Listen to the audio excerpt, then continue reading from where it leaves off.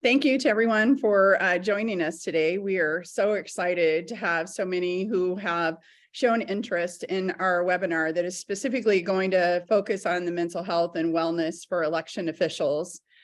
And today we have two really amazing guests. So I'm super excited to introduce to all of you our first guest, which is Avery Davis Roberts. She is the Associate Director of the Democracy Program at the Carter Center. She is a nonprofit professional with more than 15 consecutive years experience with specific expertise in elections, democracy promotion and assistance, election observation, and international human rights. So welcome, Avery. We also have joining us today, Captain Harold Love. He is a retired senior law enforcement executive with over 25 years experience, who is now serving as a licensed professional counselor in the state of Michigan, providing psychological services for public safety officials in the form of individual counseling, therapy, psychological assessments, critical incident stress management, and other crisis intervention services. And while neither one of them have them on their LinkedIn profiles, I would like to add that each of their descriptions that they're both good friends of mine and people that I have come to trust and look to for guidance, specifically, especially in this particular area. So I chose both of you today, Avery and Harold, not only for your professional accomplishments and expertise, but also because I have specifically had conversations with both of you in this vein and the impact that this has had on election officials over the last 3 years and their mental health. And so before we kind of get started into a Q&A session, I'd really like to lay some groundwork for you for the season that we're in and how we got here. And as I think back to 2020, when the whole world was literally impacted by a virus that changed the daily lives of every single person alive. It stole people from us, people that we loved, made some of us very sick. All of this was happening during a year that the US was holding elections to determine who the next president would be, and the political tension was high. Some election officials across the country also have many other responsibilities besides just election administration. For instance, in the community that I served in as the city clerk, I also oversaw the city's cemeteries. There were months during the peak of COVID when people weren't allowed to travel. We were taking calls from family members across the country, letting us know that the only person who would be present at the burial of their loved one would be our team members and a staff member from the funeral home. They were really emotionally trying times on many levels. And as we move forward through that year, we had to be really creative and strategic about how we serviced our constituents, all while keeping everyone safe. We had to do 3 things as election officials. We had to process the moment that we were in. We had to pivot from what we have always known to be. And then we had to press forward with a plan. Every election official spent countless hours beyond normal 40-hour work weeks doing their best to provide a safe and secure election. So many days we would find ourselves saying, we just have to get through election day. Just get through election day. And then election day came, and in the weeks and months that followed that, we found ourselves being targeted, being lied about, being threatened, being harassed and intimidated. In the last 3 years, election officials have been bombarded with mis and disinformation, dealing with angry people, and have people that were close friends or maybe even family members who no longer even speak to us because of what we do for a living. It has been exhausting, absolutely exhausting. And in response to this, we've seen our profession have mass resignations across the country. We've seen whole entire offices resign, complete offices just resign.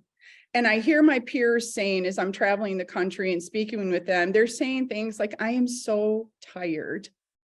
I can't take it anymore. The pressure has gotten to be too much.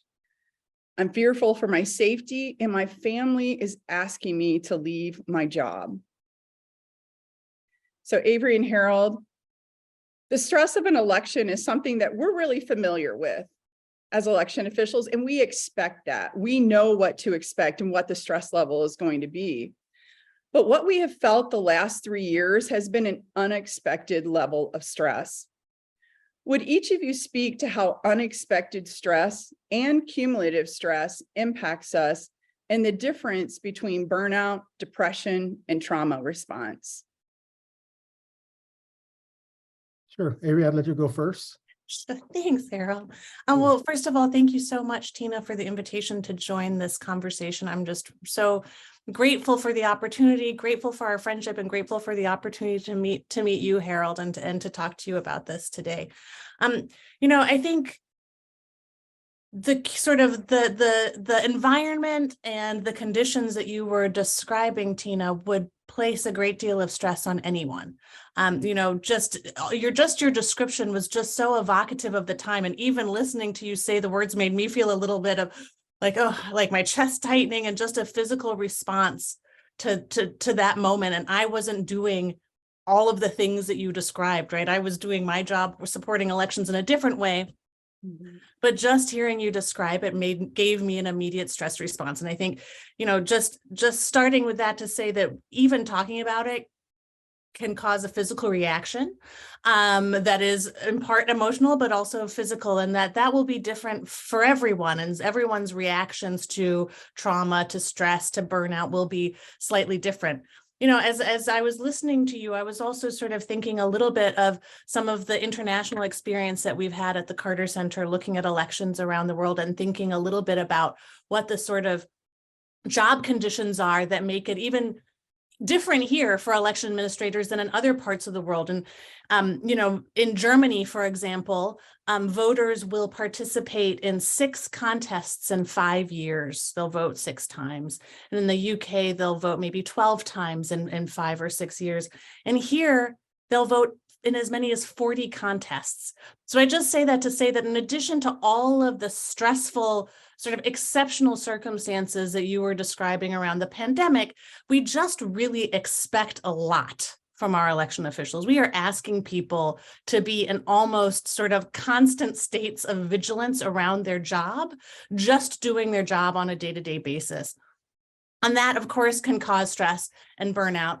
And that will be sort of, as I said, different for everyone. I'll leave it to the expert, Harold, to talk a little bit about what some of those reactions might be. But it just, it's completely normal that people would feel just overwhelmed by the situation in the last 3 years. And just looking forward, it doesn't necessarily feel like there are a lot of bright spots.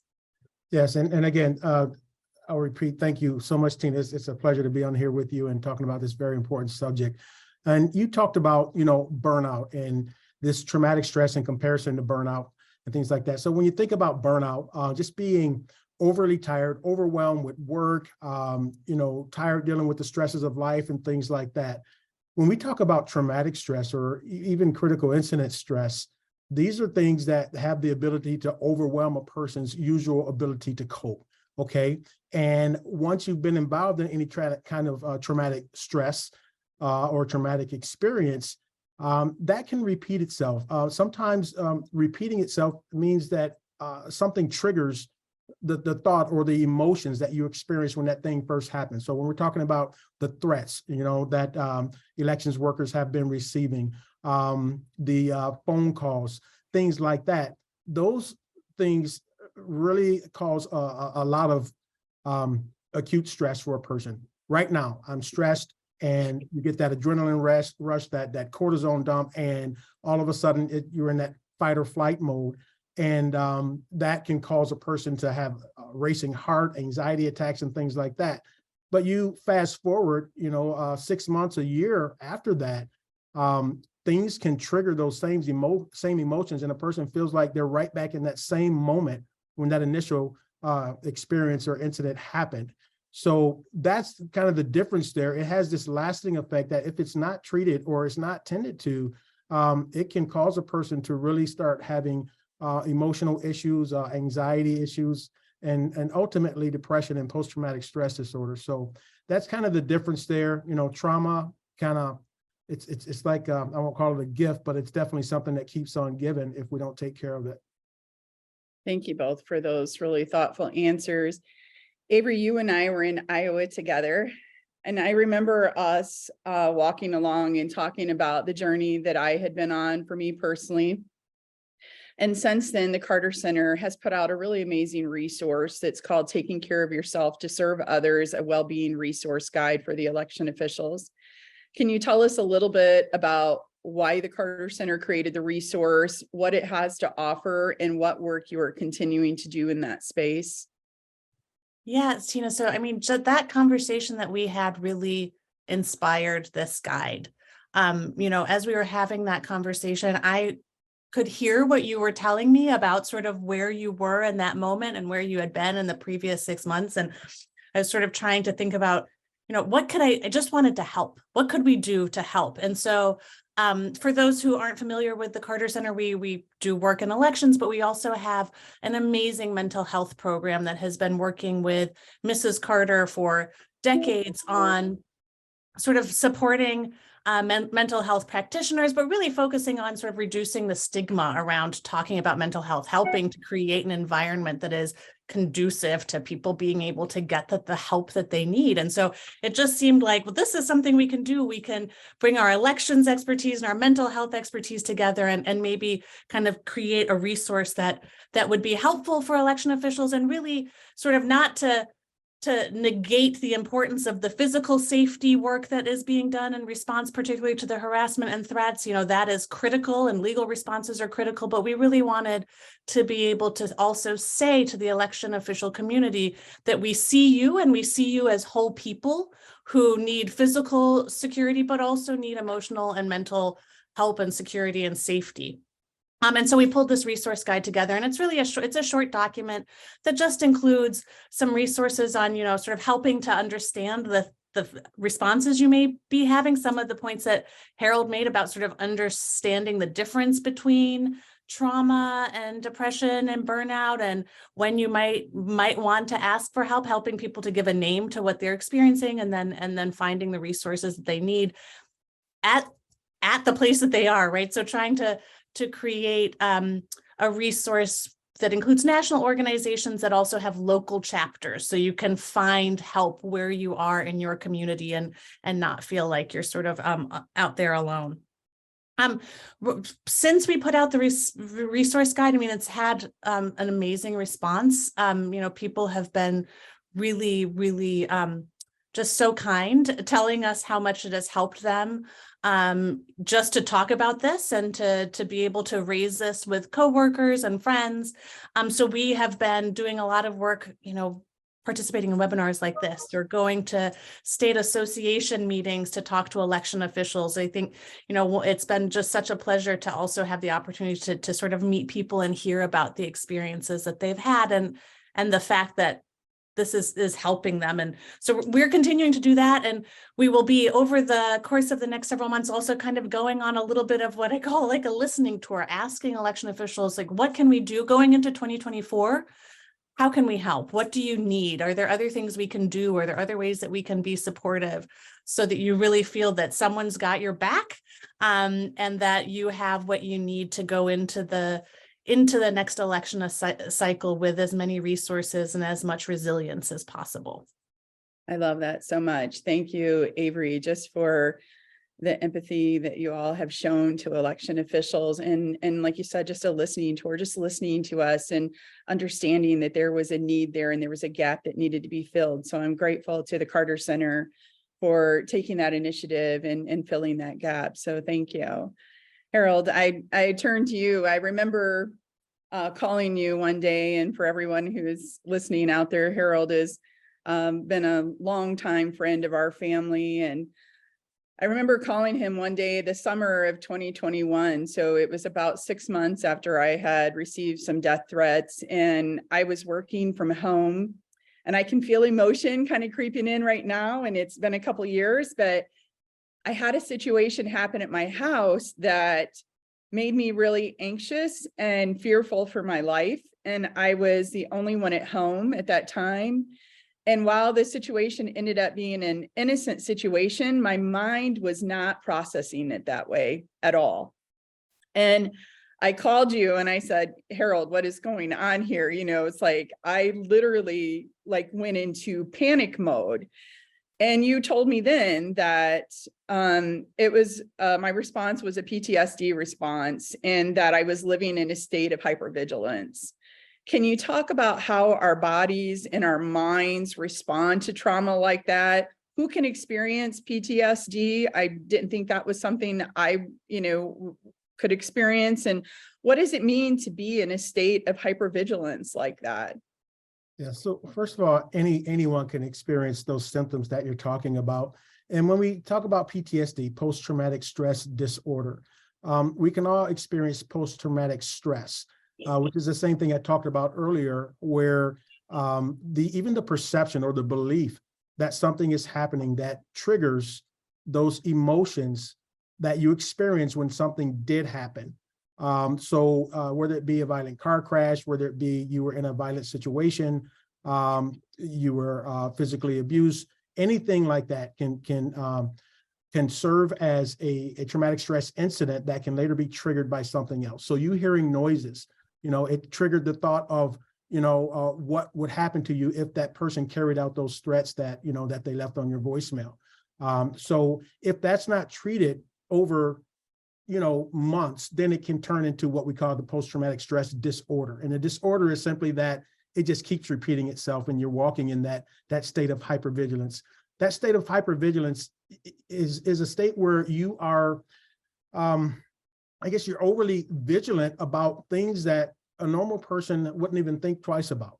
Okay, you hear a noise outside, oh, it must be a squirrel crawling through the trees. But for you, it's someone peeking in my window. Is someone coming like they said they were going to? Am I getting ready to get beat up or robbed again? That sort of thing. And that's what hypervigilance is. In law enforcement, we talk about that term all the time. And that's what keeps us safe, keeps us alive, because we're dealing with, a certain element of persons when we are out there doing our jobs and things like that. And not only people, but dangerous situations, standing on the side of the highway. We have to be hypervigilant, and it serves us well. But when we're walking in our normal lives, just interacting with our families and friends, that hypervigilance can be a real annoyance. It can be something that causes you even more stress because you think there's something wrong with me, that sort of thing. So it's your body protecting you, producing those hormones, adrenaline and cortisol, that will cause you to be reactive, cause you to go into that, again, fight or flight mode. Either I'm going to run or I'm going to get ready to fight because something is about to happen. And it could be nothing, but again, whatever it is, it triggered that emotion that you felt when that real incident first happened. Yeah. And I mean, I'm grateful I have somebody like you to call, right? That I have you on speed dial. So I'm hoping that by the end of this session, a lot of people understand that it's okay to do that. It's okay to make those calls and to understand the place that you're in right now. Avery, and the Carter Center's resource, it specifically talks about grounding strategies and techniques that we could use. Would you explain to everyone on the webinar today what a grounding strategy is and what are some examples of a grounding technique? Yes, and so in the resource guide, in addition to the sort of other sort of therapeutic interventions that you might want to seek, and we included resources and hotlines and things like that in there. We also, as you say, Tina, included some just very practical things that you can do yourself in that moment when you start to feel that physical reaction of stress or anxiety, and some of the, calling them grounding techniques, some of the things that people like to do, or sort of things like there's one called the 5-4-3-2-1 method, which is where you sort of use your senses to notice 5 things that you see, 4 things that you hear, 3 things that you can touch or feel, 2 things you can smell, and 1 that you can taste. Sometimes people will put their hands in cold water and just really focus on the feeling of the water on their hands. When I was giving a talk about this at the Election Center conference last summer, someone in the audience mentioned that what she likes to do is just take her hand and trace with her finger around the outside of her hand like this, and just focus on that feeling of your finger on your hand, and just really focusing on that sensation can just help your mind to quiet a little bit. Other really great grounding techniques are sort of breathing methods. There's a number of breathing exercises that you can find online. Box breathing is one where you inhale for a count of 4, hold for a count, exhale, and then hold, and you do a few cycles of that. And that can just really help to lower your blood pressure and just calm down the physical reaction that you have, and also just give your mind a little bit of a pause to stop the racing thoughts that you are having in that moment of extreme anxiety or stress.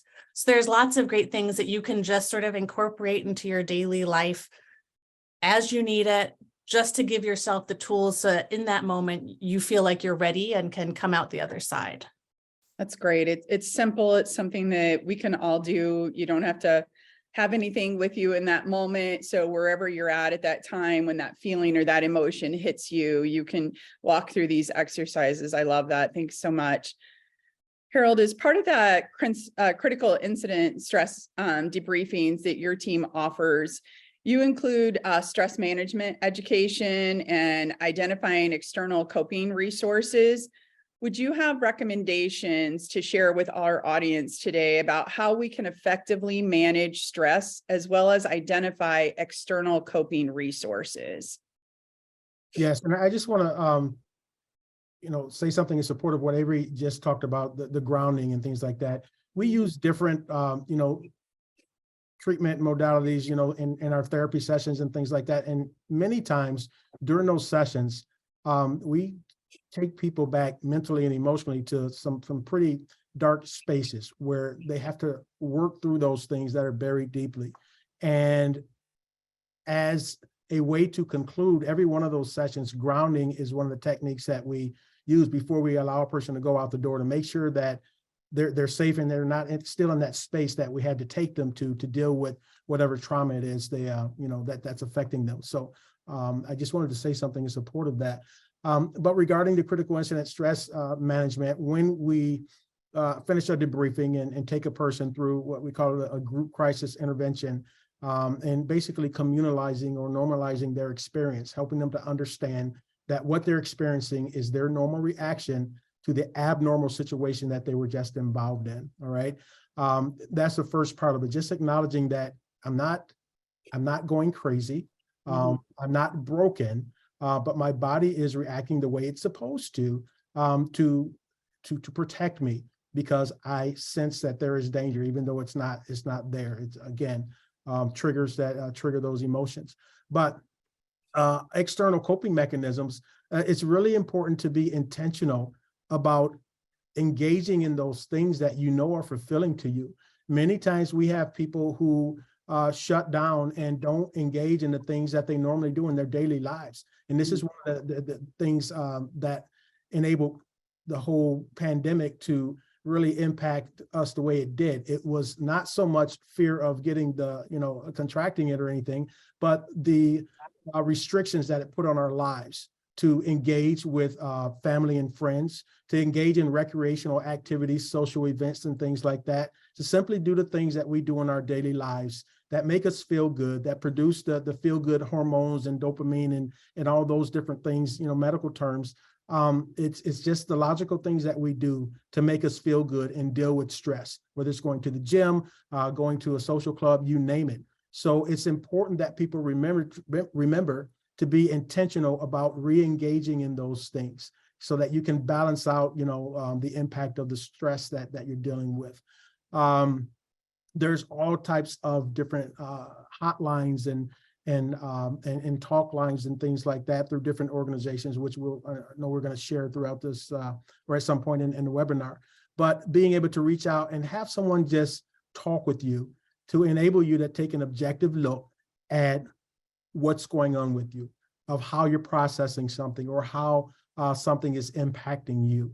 Sometimes it takes just that, somebody to be able to systematically take you through taking an objective look at yourself and what you're experiencing. That can be very, very helpful. Thank you. Avery, the Carter Center resource specifically discusses positive coping strategies also, such as emotion-based coping and problem-based coping. What exactly does that mean? And how can we apply that in our lives?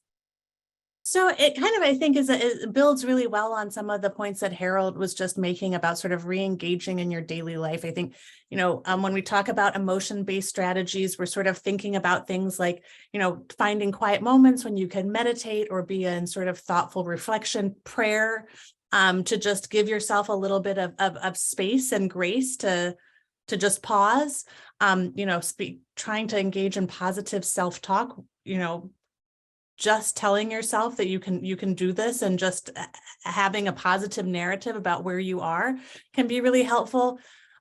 Exercising, as much as everybody's like, oh, don't tell me to exercise. Exercise is absolutely one of the best things that you can do to help with your sort of emotional and mental health. It's meditative in itself, but it just gets, as Harold was saying, gets all that, the good stuff flowing around, and can really just help you cope with all kinds of things. One thing that I have found to be really helpful, it's sometimes when I am in sort of high stress situations, I think, I just really want to go home and just flop on the couch and watch Netflix. And actually, the thing that I've found better than that is to sort of do something that really challenges me, learning something new, learning how to knit, or how to sort of do a sort of a complex hobby that really requires complete concentration is a really great way of giving yourself a little bit of space. You're learning something new, but it also helps you sort of manage some of the emotions that you're processing. And then as far as problem-based strategies, this is just sort of things that many people do. Election officials in particular love a checklist, have checklists, have to-do lists, have things that just really break larger problems that can feel overwhelming down into smaller pieces, so that it's something that you can accomplish, and it doesn't add to the stress that you're experiencing in that moment. Well, for the record, I think I would rather learn how to knit than do exercise. I'll write down learn to knit on there, but I'm not writing down exercise. That's why I say you have to be intentional about doing those. Doesn't happen. So Harold, you and I are both members of the Committee for Safe and Secure Elections, and you have been in the room when election officials have told some really raw stories about what they've been through, as well as their family members, threats that they've had, have had to put their family members in hiding. How do we recognize within ourselves, our teams, and our family members when we need to seek professional help to process and work through our thoughts and emotions? Are there specific signs that we should be looking for? Yes, and so the most difficult, I believe, is recognizing it in yourself, especially when you are a high activity person. You're highly involved in different things, boards and your job, or you got kids' sports and all that sort of thing. You're just used to getting it done. And so many times we think we're still running at that same pace with that same energy, putting off those same vibes that we're used to, but we're not, and when you hear someone ask you what's wrong, maybe 3 times in the same day, and you said nothing, and you really believe nothing, that's time to maybe talk with somebody and again, have somebody to help you take an objective look at yourself. Are you engaging in activities, like you normally do? Do you feel good? Are you more tired? You're tending to sleep in longer than you usually do. And this is just a personal story here. During the months of February and March, I lost 2 family members and a close friend, retired detective sergeant from the state police. And I don't know, I had some other things going on, but I didn't grieve the way I normally did. This was my brother, this was my very close cousin, and a very close friend. But what I also found is that since my brother's death, I had not been to the gym before this past week in about 2 months. And I had somebody check in with me saying, where have you been? And I had to think about that. I didn't even realize I had missed that many days. And many times I'll set my clock for 4:30 in the morning because I have to get up and do it before my kids, are ready to get off to school. And I found myself, if I look back, there are many days where I set my clock, I woke up, and I laid there until about 6 o'clock. I didn't go back to sleep, but I didn't get up and do what I normally do either. And that helped me realize that I was dealing with something a little deeper than I recognized. So, sought the help I need, and I've got my go-to people who I need to talk to when things get a little heavy for me. So if you think or you feel or somebody else brings to your attention that your behavior has changed, you don't seem to be yourself, take that to heart and, go and talk with somebody. Seek some professional help, seek help from a trusted friend, a pastor, counselor, whoever is your person that you hold in confidence that you can go and talk with how you're really feeling. And so, the same thing goes for recognizing that in coworkers, friends, and family members. If you see that their behavior is just different from what it normally is, and it doesn't have to be anything drastic, but even something subtle, don't just take it for granted that they're just tired or it's nothing. Maybe pry a little more or just say something encouraging and let them know that if they need to talk, you're here. And that way, at least you can open that door to create an opportunity for them to seek, the help of someone who can really help them. No, thank you for that. For both of you, I received a message just this past week from a North Carolina election official that said, "Thank you for sharing your story. It's important for us to know that we're not alone." And I have found that so many times as I've been out traveling the country where people are saying, "I just feel so alone. I feel so isolated in this moment that I feel like I can't really talk to my family members about it because they don't understand what I'm going through, or it becomes controversial, or I don't want them to worry about me." Statements like that. And I've had so many of them tell me, "I feel so all alone in this and I feel so isolated." And I think that that's been a residual effect of the last 3 years for all of us. And I would just ask, are there organizations or groups that those that are watching today can call and talk to someone, or if they're looking for a therapist but don't really know where to start? Do you have recommendations as to how to find a therapist and what types of questions we should be asking to know if that person is a good fit for us in our situation? Yes. So NAMI is one of my go-to organizations, the National Alliance on Mental Illness. They have a lot of resources and a lot of links to other resources that can help a person either find someone to talk to immediately or help a person find a local mental health professional or support group in their area. And I believe you're going to share the website for that. On there, they also have what's called the 988 Suicide and Crisis Lifeline, which is, available 24/7. And when it comes to finding a mental health therapist, Psychology Today is a website that most therapists are on, and you can put in a zip code. You can find a person who's in your area. They'll list their kind of a bio and their expertise and the things that they specialize in. And when it comes to asking, cultural competence is very important when it comes to helping anyone. And when I say cultural competence, I don't necessarily mean ethnicity, but a therapist needs to be able to understand what it means for you to be okay, what it means for you to be dealing with the kind of things that you're dealing with in the region. So for instance, with law enforcement, the reason I started my practice is because I understand that it's impossible to help somebody understand what it's like to do the job of a police officer. You have to be it to get it. So, I provide these services from an insider's perspective, and all of my staff members are former law enforcement professionals.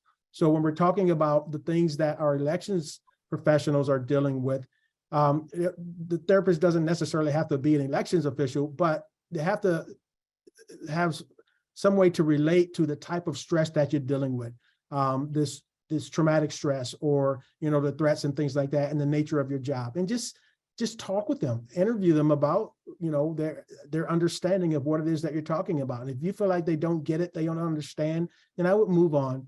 And many times as a therapist, I will have clients seeking help in a certain area, and I'll tell them, I don't believe I can help you, but let me find someone who can. Mm-hmm.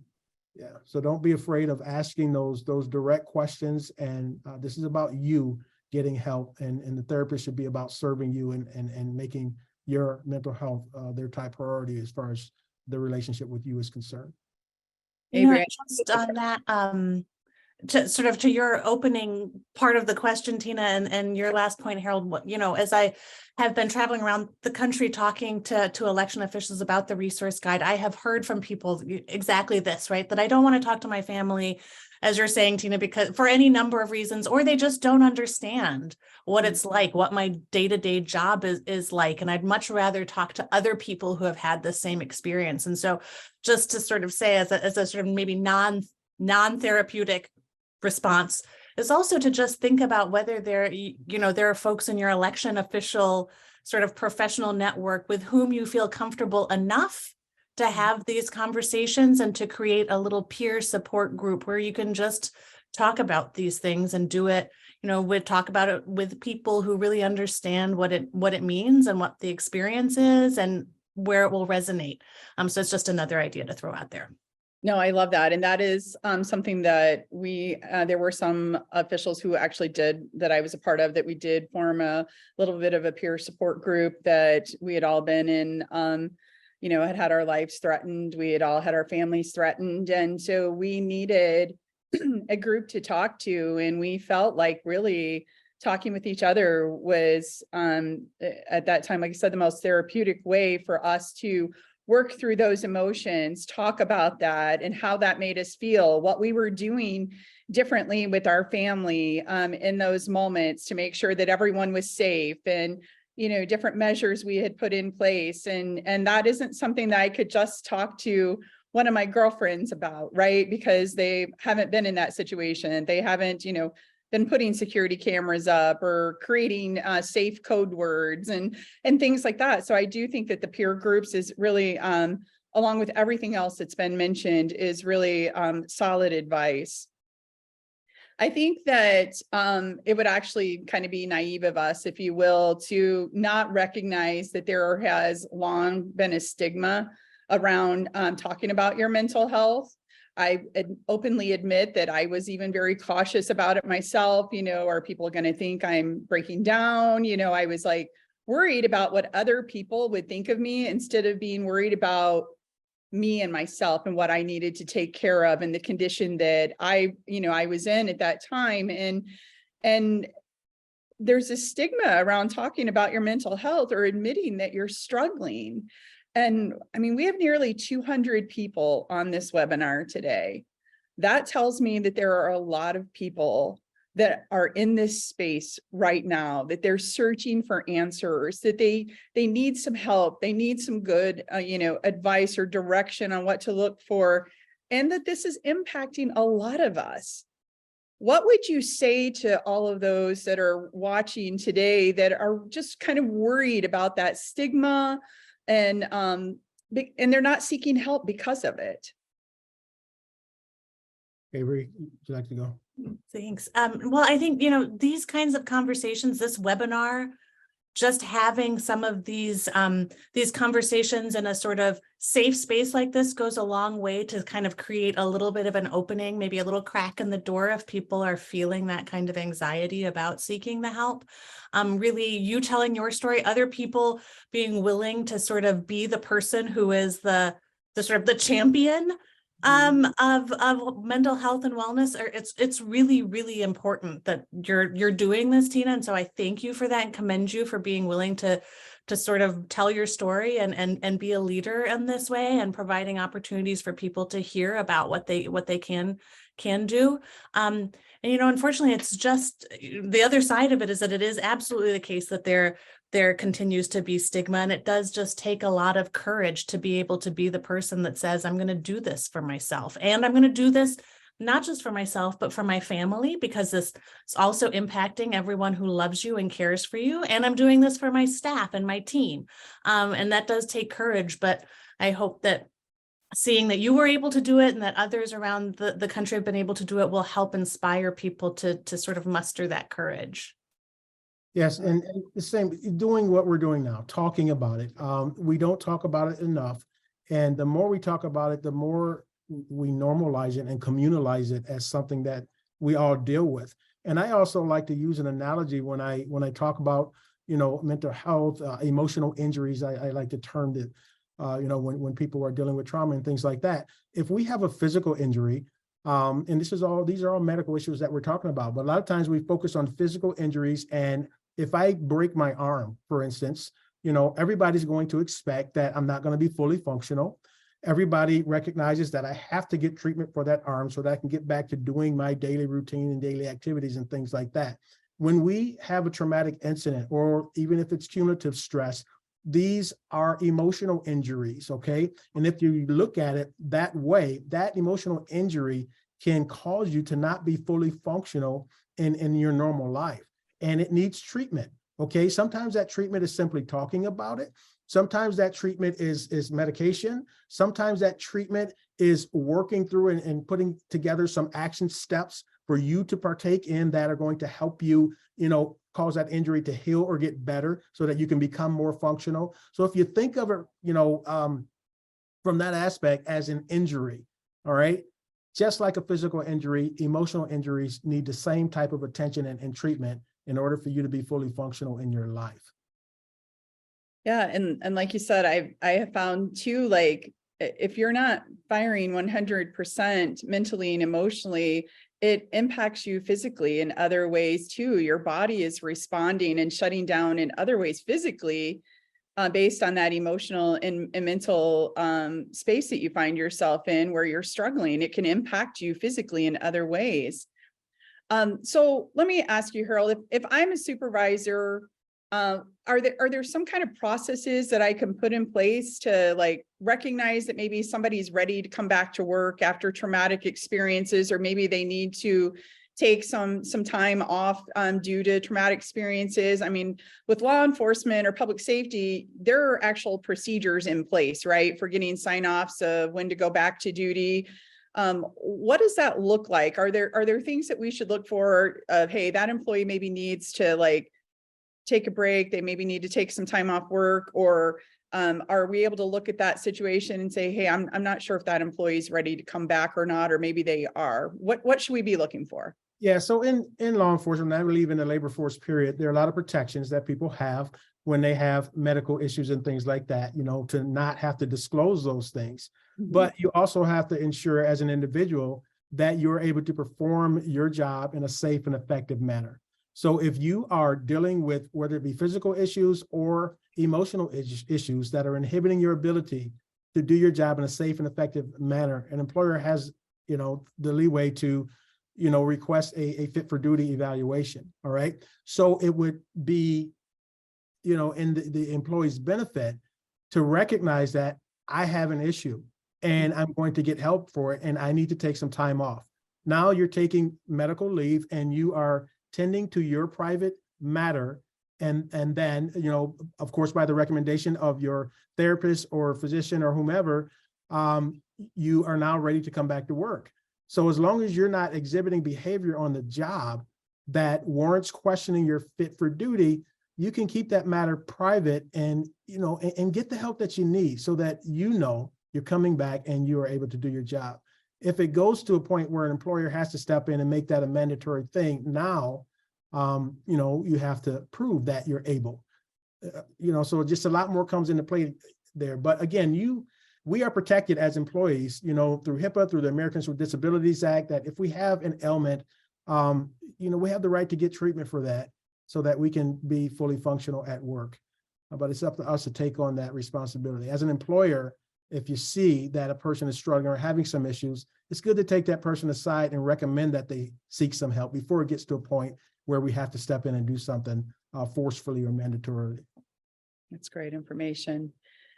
So before we head to, any Q&A questions that might be submitted from those that are participating, one last question really for all of you, from me, is what more can be done? What can we be doing? What can we be asking to be done? As you look at this space, it can almost seem a little overwhelming. So asking you all as individuals who work in this space, what more can be done here? So I think there's a lot of things that could be done. I mean, I think we definitely need to have more of these kinds of conversations. We need to have sort of national conversations and media coverage about, sort of how, just thinking specifically about elections, how the electoral process is just stressful in general, but particularly focused on the way that it is impacting election official retention going into 2024, kind of getting back to some of the points that you made at the outset, Tina, about people, sort of saying that their families want them to leave or they're just tired. We need to be thinking about what this means for retention and having that sort of national dialogue about it. Kind of coming to your point about it being overwhelming, I think for me, one of the things that is often easiest to do is to sort of focus on the things that are right in front of me. So thinking about, how can you work with your human resources at the county or the municipality to make sure that your health insurance really does a good job of covering the costs of therapy or other interventions? Are there ways that as a manager, you can make sure that your team knows what those policies are, what resources are available, that they can have time out, that they can use their sick leave for these appointments, things like that, just making sure that you're doing everything you can to share that information and focus very much at the sort of local level in your own particular environment to make sure that the policy matches the need and that people know where they can go and what they can do, and that they have the freedom to get the help that they need. Yes, and I believe the proactive education piece is critical. We can't force medical procedures and evaluations and that sort of thing on people, but if we can do proactive education, create more opportunities for people to voluntarily participate in health fairs, which include mental health, then that helps break down the stigma and creates more involvement and more utilization of the resources that are available to the employees. Most organizations have resources available, but the utilization is so small. And so we have to talk about it more. We have to promote it more. We tend to let things kind of fall by the wayside, the further they get away from an incident that caused all the attention on it. You look at, the mass shootings and things like that, even the two that we had right here in our state in the past 2 years, there's not much talk about it right now, the mental health and wellness of those who were involved in those things. So we can't let it die down. We can't let it fade away. We have to continue the conversation and be very proactive in educating people on what it is and what it isn't. So one of the questions that we have from the audience is, do any of the grounding techniques need to be modified, or can they be modified depending on the gender of the person who is doing the grounding techniques, whether it's a male or a female? I think that the grounding techniques that we included in the resource guide are all sort of pretty gender neutral, so wouldn't necessarily need to be modified on that basis.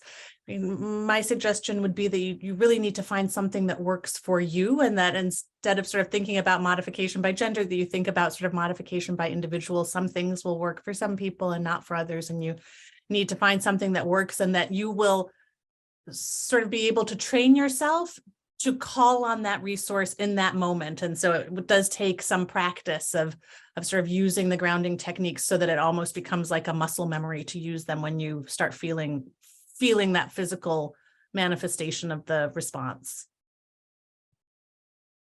So before we wrap up here, just kind of another question that has come to mind is, one of the things that I have seen across the country that I really think is impacting a lot of election officials is there's been a dehumanization of them. They're no longer seen as people anymore, and they're really have taken on this really almost like people have treated them as the enemy, and that they're no longer seeing them as individuals. What can we do? Is there anything that we could do, or anything you could recommend that as we move forward, that we can help people see us as people again, and help people to understand that I'm somebody's mom, I'm somebody's Grammy, I sit on the same church pews that they do, I walk in the same grocery stores they walk in, and that I'm a person, because I feel like that's what's really gotten to the heart of a lot of this for election officials, is that people no longer see us as people anymore, and no longer see us as trusted, and no longer see us as someone as they can, someone they can depend on. And I think that that is a lot of the emotional impact of this, even if they haven't had their lives threatened, it's that impact of feeling that way. Do you have any advice as to what we can do to make people see us more as human and as people again? Yes, Tina, you sound like a police officer. Everything you said, everything you said, and that's the issues that a lot of public safety professionals have. And I remind them of the fact that the majority of the population do appreciate you in what you do. They do see you as people. And although you had some very bad experiences, at the hands of some very bad people, those things are playing over and over and over in your head, and it can cause you to believe that most people don't see you as a person. And that is simply not the case. And you have to remind yourself of what you do, why you do it. And in every instance where you did your job and you interacted with people, there were pleasant experiences, pleasant exchanges and things like that. So don't give into what you're thinking there. It's the best advice I can give you. And that's the things that I talk with officers about all the time. Think about what you've done for 25 years and how you've treated people, how you've done your job and what it means to do your job. And let that be the overriding thought that you have in your mind about what people think about you. Easier said than done, but yes. I think that's tough for election officials, right? We hold ourselves to some very high standards, and we really almost put a standard of perfection on ourselves. And so that can be really what we focus on is that negative aspect of it that's coming back at us, and not. I love that, Harold. Thank you for just reminding yourself of every time that it's gone right, every good thing that has happened, every positive exchange that you have had. Avery, just as a kind of an idea for you, I know you said you're going to be doing this for across the country. I see in the Q&A that someone has posted, it would be amazing to have a hotline or a text line dedicated to election officials as we head into 2024, 24/7. And, wanted to know if there's any kind of talk of something like that right now. I haven't heard of anything specifically sort of like that, but I think that's a really interesting idea, even if it is perhaps sort of trying to think about ways that other resources, other hotlines could have a sort of a special branch off for election officials with folks, as Harold was saying, with folks who are sort of, what was the phrase you used? Cultural competence. Yeah, have cultural competence for election officials. I think that's a really interesting idea. I love it. Well, I don't think we have any other questions that have come in from the crowd. I want to thank both of you deeply, again, for your friendship, first and foremost for me selfishly, but also just that you both have poured into our profession and you both have seen where we're at in this moment, that you both have been concerned about it and both have wanted to do what you can do to help. And that means so much to me and the other 200 people that are on this webinar, as well as the thousands of election officials across this country. I thank you deeply from the bottom of my heart for your time today, for your commitment to all of this.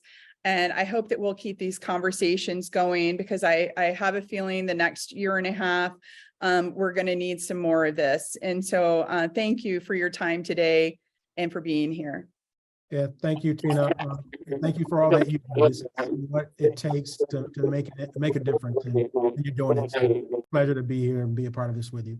Yes, thank you from me as well, Tina. We really, really appreciate it, and looking forward to continuing the conversation and hearing more from election officials about how we can continue to help. So thank you. Thank you. And I hope that everybody has a fantastic day. I hope that you learned something new today. And I hope that you walked away from here understanding your value, and that there are people there who want to support you and help you, and that there are resources out there for you. So thank you so much.